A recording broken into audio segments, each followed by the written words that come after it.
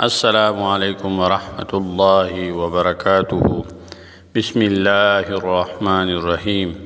تمام تعریفونه د رب ذوالجلال دپاره چې خالق او مالک او پروردگار د کل جهان دی، او درود پاک په خاتم الانبیاء د مدینی جانان حضرت محمد صلی الله علیه وسلم باندې. امید د رب ذوالجلال نه ساتم چې تاسو به روغ جوړ یئ.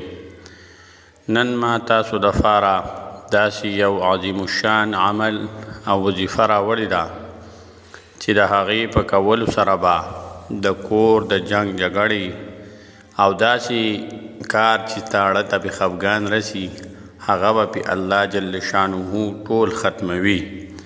نن سبا هر سړی د کور د جنګ جګړو نه، د خفګانونو نه، د پریشانو نه ډېر زیات تنګ وي.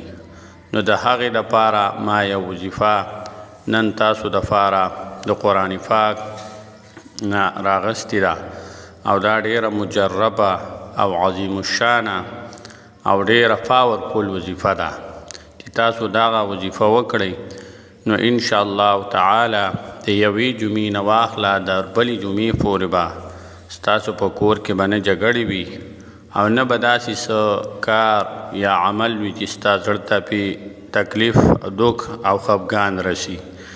نو هغه عمل هغه زه تاسو ته ښایم، هغه وظیفه زه تاسو ته ښایم، هغه په څه طریقه سره کول وي. هغه وظیفه دا ده چې د جمعې په ورځ د جمعې منفس بسم الله الرحمن الرحیم به ووایئ، بیا به اووه ځله یعنی 7 مرتبه دا به تاسو سورة اخلاص قل هو الله احد الله الصمد لم یلد ولم یولد ولم یکن له کفوا احد. بیا به بسم الله الرحمن الرحیم اووه ځله به دغه پوره کوئ. بیا به بسم الله الرحمن الرحیم وایئ. بیا به سورة الفلق وایئ، قل اعوذ برب الفلق من شر ما خلق ومن شر غاسق اذا وقب ومن شر النفاثات في العقد ومن شر حاسد اذا حسد. دا به اووه ځله ووایئ. بیا به سورة الناس بسم الله الرحمن الرحیم قل اعوذ برب الناس ملك الناس اله الناس من شر الوسواس الخناس الذي يوسوس في صدور الناس من الجنة والناس.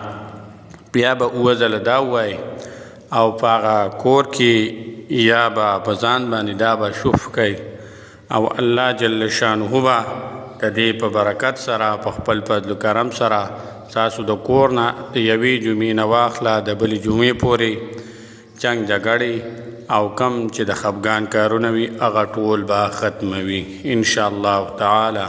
السلام علیکم ورحمة الله وبرکاتہ.